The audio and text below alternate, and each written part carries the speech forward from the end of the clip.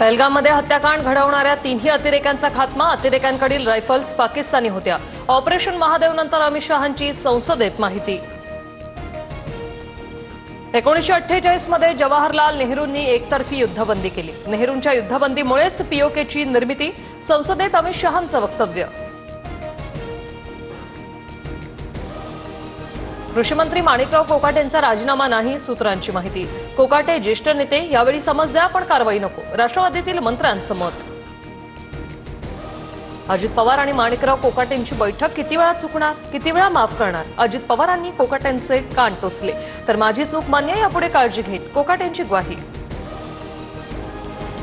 माणिकराव कोकाटेंचा राजीनामा झालाच पाहिजे. अजितदादांनी तंबी दिल्यानंतरही कोकाटेंकडून चूक, सुप्रिया सुळेंची मागणी.